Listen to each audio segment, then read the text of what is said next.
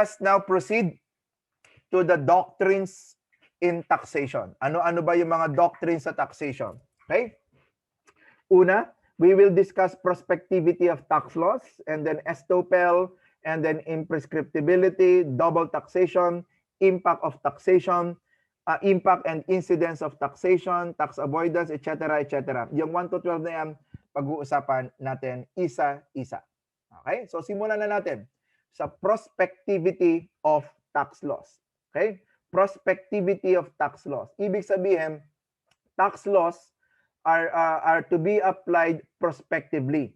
Ibig sabihin, it will be applied from the present going to the future. A tax law that is enacted will be applied from the present going to the future. As a general rule, tax laws are not to be applied retroactively. Hindi nito babalikan ang mga transaksyon na tapos na o ang mga transaksyon na consummated na bago pa lang na-enact yung batas.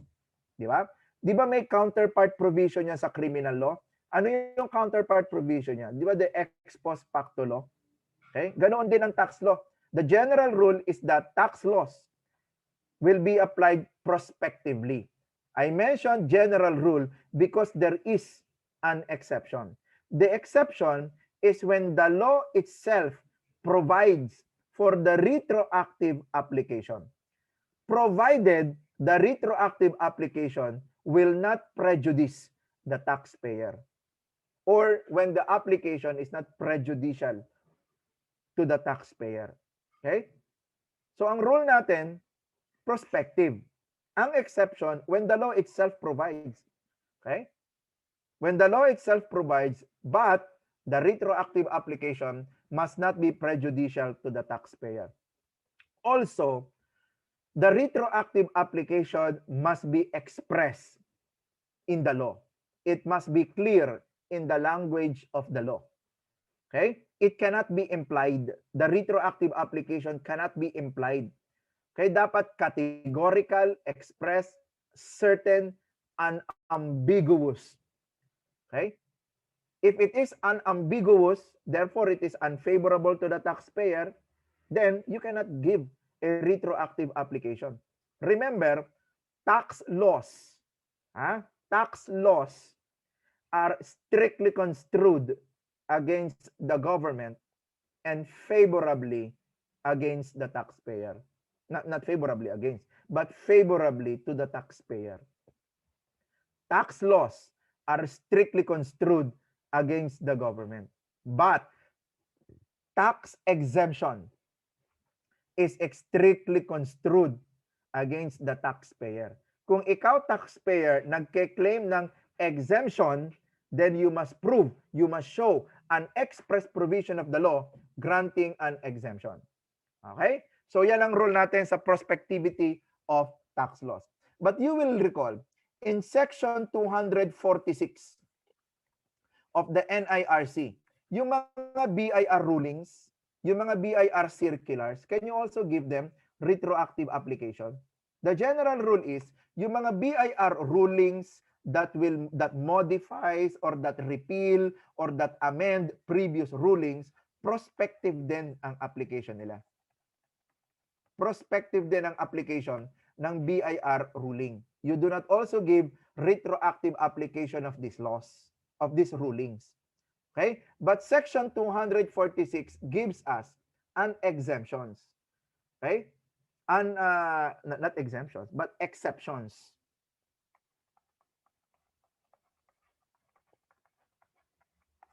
So sabi ng 246, the general rule is BIR rulings, okay, are given prospective application, except number 1, okay, when the taxpayer deliberately misstate or omit material facts on the return. When there is a deliberate misstatement of material facts on the return.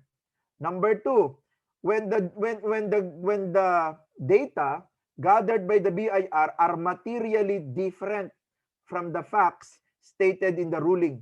And number 3, in case the taxpayer is in bad faith. Okay? So yun ang mga exceptions. Ibig sabihin, pwede yung bigyan ng retroactive application. Ang general rule, prospective ang application. Ang exception is in case of deliberate misstatement, in case of material misstatement, and in case the taxpayer acted in bad faith. Okay? In those cases, you can give retroactive application sa BIR ruling.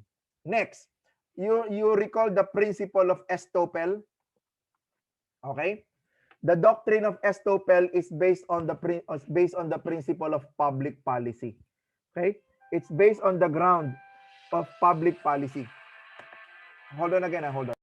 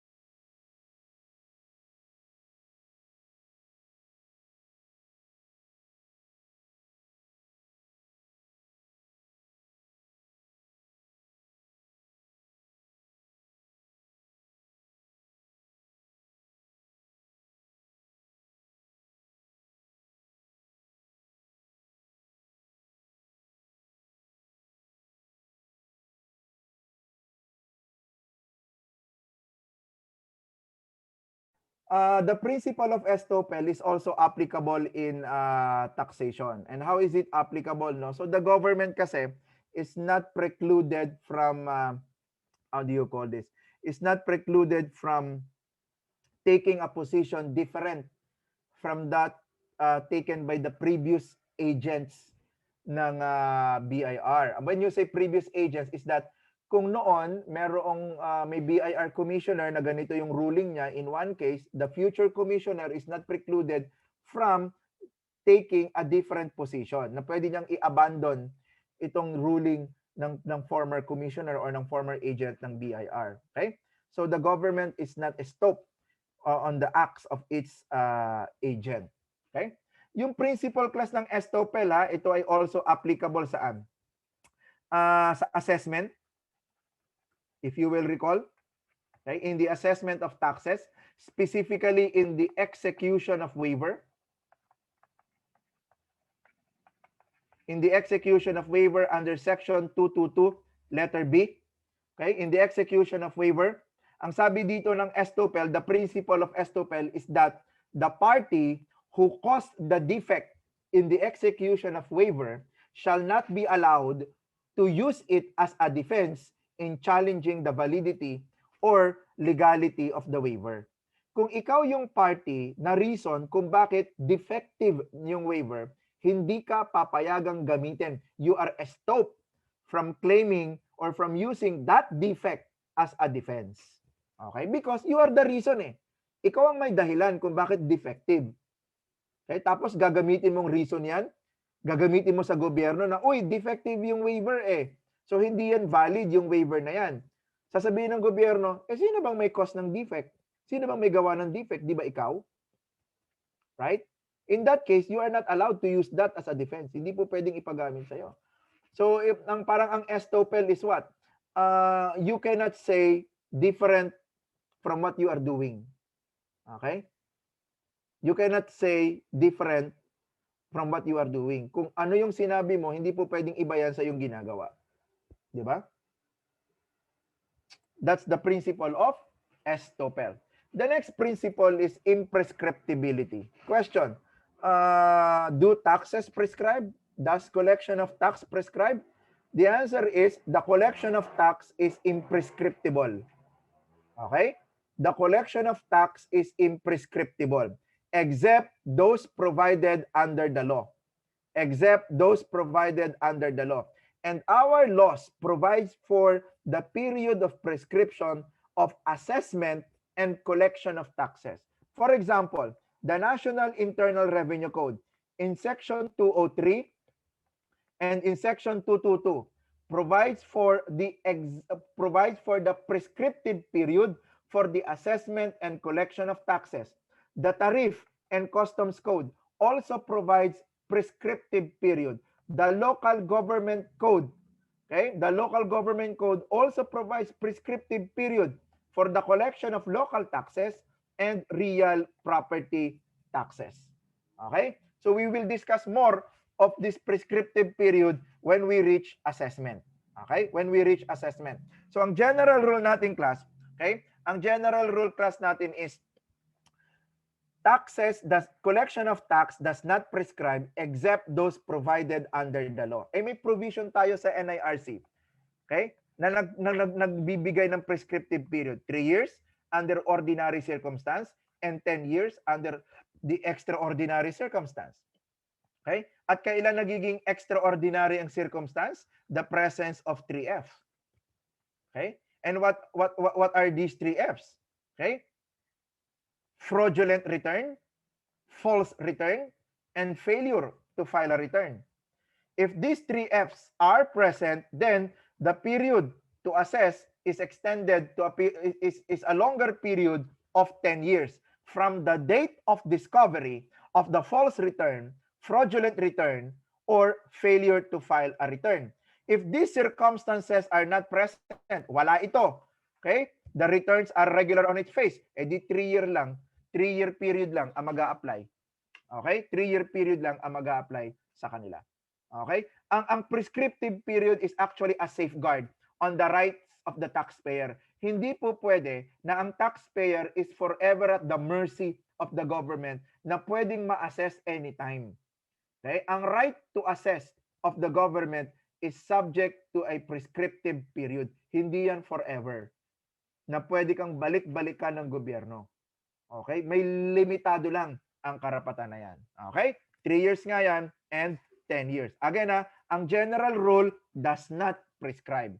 Ang exception if there is a law providing for the same. Ay ang ating tax code, ang ating tariff and customs code, ang ating local government code, okay, ay mayroong mga prescriptive period. So, susundin natin iyon. Next, very common ito. Dapat alam natin itong concept ng double taxation. Malimit din itong tinatanong sa bar exam. The last time I saw a question in double taxation is in 2015. No, in the 2015 bar exam tinanong iyang double taxation. Okay? When you say double taxation, it means taxing the same property twice when it should be only taxed once. Okay? We have what we call as a direct double taxation and an indirect double taxation. Okay? What is prohibited is the direct duplicate double taxation, which is the obnoxious double taxation.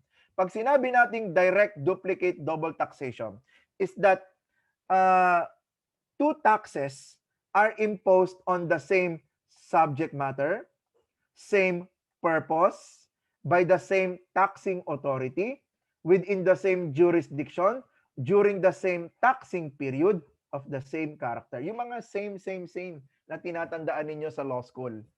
Same subject matter, same purpose, by the same taxing authority, within the same jurisdiction, yung the same taxing period, and of the same kind or character.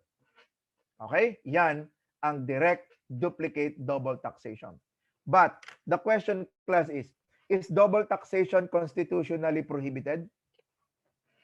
Ang double taxation ba ay ipinagbabawal ng ating constitution? The answer, class, is no. There is no provision in the constitution prohibiting double taxation. Okay? Walang constitutional prohibition yan, ang double taxation. However, even though that there is no constitutional provision prohibiting double taxation, it is something that is not favored. Okay? It is something that is not favored. Though it is permissible, but it is not favored. Okay? Wala eh. Pagbabasahin natin ng constitution natin, wala namang nakalagay doon na bawal ang double taxation. Na yung isang subject matter ay bubuwisan mo ng 2 beses. Kaya nga lang, okay, hindi natin yan pinapaboran. While it is permissible, it is not favored. And in fact, double taxation is one of the inherent limitations of taxation. It is one of the inherent limitations of taxation. Okay? Now, as we continue, ito yung tinasabi ko sa inyo, class. Tinanong siya nung 2015 bar exam. Imagine mo, ang weight niya, 4 points.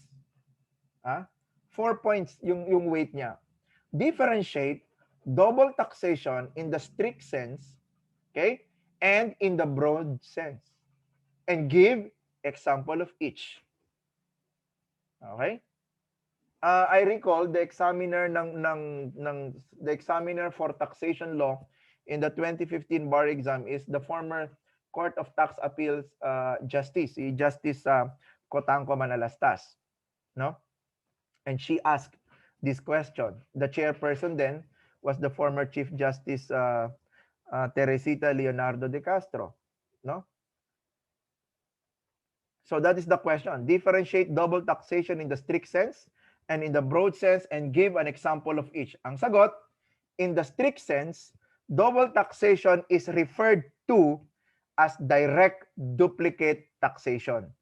Okay, that is in the strict sense, which means taxing twice by the same taxing authority within the same jurisdiction for the same purpose, for the same period, and for the same territory. Okay? In the strict sense, double taxation is the direct duplicate taxation.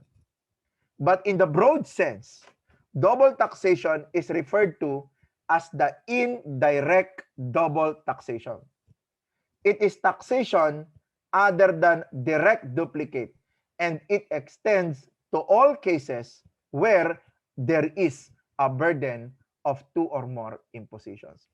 In short, as long as there is a burden of 2 or more imposition, that is already double taxation in the broad sense.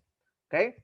But if it is a direct duplicate taxation, dapat present yung mga elements, taxing twice. 2 beses kang bubuwisan, okay, ng same taxing authority by the same on the same period, in the same jurisdiction, in the same year, in the same territory, on the same character, of the same kind. Okay? And that is the prohibited direct duplicate double taxation. That is the obnoxious double taxation. Imagine na, let me emphasize, class. Imagine 4%. Nagtanong 4% ang weight. Okay? Mabigat. 4%. Kung nakuha mo yan, well and good.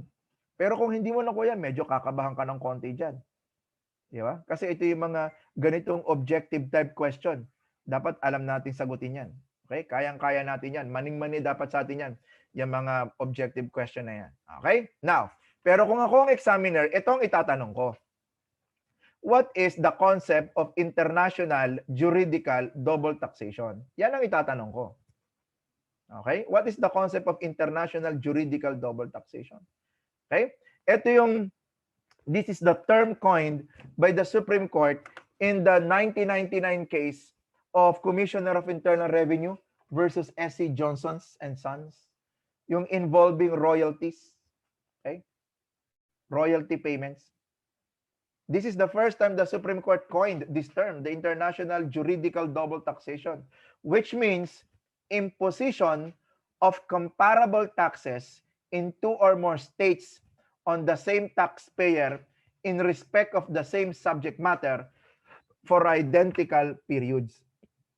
Ibig sabihin, the same taxpayer, yung isang taxpayer is being taxed twice by 2 or more states, by 2 or more countries. Okay? Example, the great boxer Manny Pacquiao. Anong status dito sa Philippines ni Manny Pacquiao? In the Philippines, Manny Pacquiao, for tax purposes, is a resident citizen. He is a Filipino citizen and residing in the Philippines. So he is a resident citizen. Pero kapag pumupunta si Manny Pacquiao sa Las Vegas, Nevada, okay? Ano ang status ni Manny Pacquiao as a taxpayer in Los Angeles? Not in Las Vegas, Nevada. Manny Pacquiao is a non-resident alien. He is a non-resident alien. Ano ang rule natin kapag resident citizen? a resident citizen is taxable on all incomes received from within the Philippines and without the Philippines. Doon sa abroad, dahil non-resident alien ang treatment niya, Manny Pacquiao is taxable on the income derived from Las Vegas. Ngayon, meron pag lumalaban siya doon, may income derived ba siya doon? Yes, yung mga winnings niya. That is an income derived abroad. And he is being taxed there. Okay, by the United States IRS. Okay? He is being taxed there. And since he is a resident citizen dito sa Pilipinas, his income abroad is also taxable here in the Philippines kasi nga from all sources eh. From within and without. 'Di ba? From within and without taxable ka. So, yung winnings mo abroad bubuwisan din dito sa Pilipinas. So in short, dalawang estado ang nagbubuwis kay Manny Pacquiao, the United States and the Philippines. That is international juridical double taxation. Manny Pacquiao is being taxed twice. Okay? On the same period for the same subject matter, yung kanyang winnings, dalawang beses bubuwisan. Okay? But is that a direct duplicate double taxation? Is that an obnoxious double taxation? The answer is no. Why? Magkaiba ang taxing authority. Remember class para maging direct duplicate double taxation, dapat by the same taxing authority. The tax must be imposed by the same taxing authority. Magkaiba naman ang US taxing authority at PH taxing authority. So walang direct duplicate double taxation. Ang meron, international juridical double taxation. To avoid the harshness of international juridical double taxation, edi we allow na lang tax credits. And what is that tax credit? The taxes Manny Pacquiao paid in the United States may be used as a tax credit for his tax liabilities here in the Philippines. Okay? So that the harshness of double taxation will be mitigated. Okay? Pinapayagan na lang siya mag-claim ng tax credit. So hindi pwedeng sabihin ni Manny Pacquiao na dahil nagbayad na siya ng buwis abroad, hindi na siya magbabayad dito sa Pilipinas. No, that's wrong. Taxable ka pa rin dito sa Pilipinas. Walang double taxation doon. In a direct duplicate sense, in an obnoxious sense. That is not direct duplicate double taxation dahil magkaiba ang taxing authority. US yon, PH dito. Okay? Sabi natin, para hindi naman mabigat sa'yo, okay, bigyan ka na lamang ng tax credit.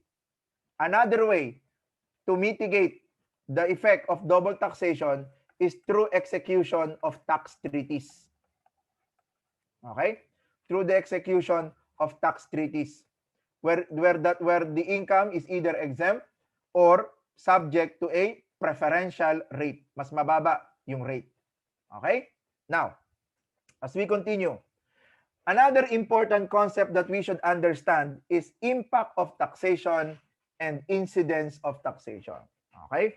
Mahalagang malaman ang impact of taxation and incidence of taxation to differentiate direct tax from an indirect tax. Okay? Para malaman ang distinction ng direct tax sa indirect tax. Okay, what does it mean? When we say impact of taxation, it means the point on which the tax is originally imposed. Simply, pag sinabi nating impact of taxation, sa paningin ng batas, sino ang liable sa tax? As far as the law is concerned, who is liable to pay the tax? Okay? That is impact. The tax, the point at which the tax is originally imposed. Okay? The point on which the tax is originally imposed. Sa paningin ng batas, sino ang liable magbayad ng buwis? Okay? Pag sinabi naman nating incidence of taxation, it means the point on which the tax burden finally rests or settle down. In short, pag sinabi nating incidence of taxation, sino talaga ang totoong nagbabayad ng buwis? Okay? Sino ang nagbabayad ng buwis? Kasi the tax burden finally rests or settle down. Sino ang nagbabayad talaga? Pag impact, sabi ng batas, sino ang magbabayad? Sa incidence, sino ang totoong nagbabayad? Nakuha natin? Impact, sino ang sabi ng batas na magbabayad, na liable? Incidence, sino ang totoong nagbabayad? Yan. Okay? So, ibig sabihin nito, class, if the impact and incidence of taxation fall in one and the same person, the tax is a direct tax. Okay? Kapag ang impact at incidence of taxation ay nasa iisang tao, ang buwis na yan is a direct tax. Okay? Halimbawa nito, income tax. Na kanino ang impact of taxation? Sabi ng batas, sino ang liable magbayad ng income tax? Ang sagot, ang income earner. Ikaw ang liable magbayad ng tax, ang income earner. Sino ang totoong nagbabayad ng tax? Sino o na kanino ang incidence of taxation? Eh di kung sino yung income earner, siya naman talaga yung nagbabayad nun, di ba? Estate tax. Sabi ng batas, sino ang liable sa estate tax? The estate. Sino ang nagbabayad? The estate through the executor or the administrator.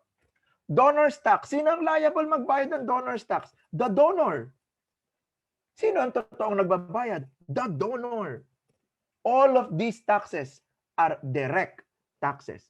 Because kung sino ang liable, siya talaga ang nagbabayad. Eh di ba ikaw, kung ikaw ay empleyado sa isang kumpanya, ha? Okay? Ikaw ang income earner, di ba? Sabi ng batas, ikaw ang subject sa income tax. Ikaw ang subject sa income tax.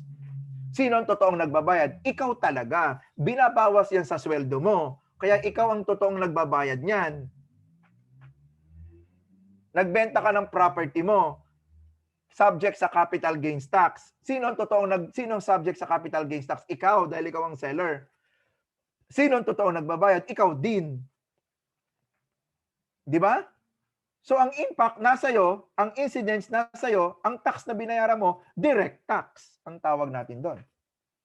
Pero kapag ang impact ay nasa isang tao at ang incidence ay nasa isang tao, ang tawag natin doon is an indirect tax. Ang tanong, bakit ang impact nasa isang tao pero yung incidence nasa kabilang tao? Because the incidence or the burden of taxation is shifted to another person. Na ililipat sa kabilang tao. A good example is VAT. Okay? Kung meron kang tax code ngayon, silipin mo ang section 105 ng tax code mo. Puntahan mo ang section 105, yung second paragraph, first sentence, ang sinabi doon, value-added tax is an indirect tax. The burden may be shifted to the buyer or to the purchaser. The tax code itself ang nagsabi na ang VAT ay indirect tax. Paano naging indirect tax ang VAT? Di ba sabi natin, kapag indirect tax, ang impact nasa isang tao, ang incidence nasa isang tao. Di ba? Sabi natin, ano yung impact? Sino ang liable magbayad ng tax? Sabi ng batas, sino ang liable magbayad ng VAT? Seller. Siya ang liable magbayad ng VAT. Seller. Pero ang tanong, sino ang totoong nagbabayad ng VAT? Buyer. Because the burden is shifted. Paano na-shift ng seller sa buyer ang burden? Kapag nagbenta ng goods, ang seller o kaya nag-render ng service ang seller, part of the purchase price being paid by the buyer is the VAT. Siya ang nagbabayad ng VAT, pinapasa niya dito sa seller at si seller ang magbabayad sa BIR. Pero sa paningin ng batas, sino ang liable sa VAT? Seller. Pero saan ang gagaling ang pambayad ng VAT? Saan ang gagaling ang pambayad ng seller ng VAT? Sa buyer. Galing doon sa purchase price na binabayaran niya, sa selling price, sa gross receipts na binabayaran ng buyer. So tayo ang totoong nagbabayad ng VAT. Okay? Tayo ang totoong nagbabayad ng VAT. Tayong mga buyer. Okay? Pero sa paningin ng batas, tayo ba ang liable? Hindi. Sino? Seller. Dahil siya nagdi-declare sa BIR, siya ang nagbabayad. But ultimately, technically, in reality, tayo ang nagbabayad. Because part of the purchase price that we are paying is VAT. Nakuha natin? Kaya nagkakaroon ng shifting ng burden. Ang burden dapat nasa seller, pero hindi, nailipat niya sa buyer. Dahil ikaw ay nagbenta ako sa'yo at bahagi ng purchase price na binabayaran mo is the tax. Pag binayaran mo, okay, may pambayad na ako sa BIR ng tax. Bayad na ako. Nakuha natin? Kaya indirect tax. Another example of an indirect tax is excise tax. Indirect din yan. So tatandaan natin ha. Tatandaan natin. Okay? Pag direct tax ang pinag-uusapan natin, the impact is and the incidence of taxation are in one and the same person. Nasa iisang tao lamang. Kung sino ang sabi ng batas na liable, siya ang nagbabayad. Pero pag sinabi nating indirect, ang impact ay nasa isang tao, ang incidence ay nasa kabilang tao. Okay? Sabi ng batas, ito ang liable magbayad, pero in reality, itong kabila ang nagbabayad ng tax. Kaya indirect yung tax na binabayaran natin. Okay? Why is it important to know kung nakanino ang impact of taxation? It is important to know who has the impact of taxation because kung nakanino ang impact of taxation, siya ang statutory taxpayer. Siya ang statutory taxpayer. Siya ang hahabulin ng batas. Okay? At kung sino ang statutory taxpayer, siya lang din ang pwedeng mag-file ng claim for refund.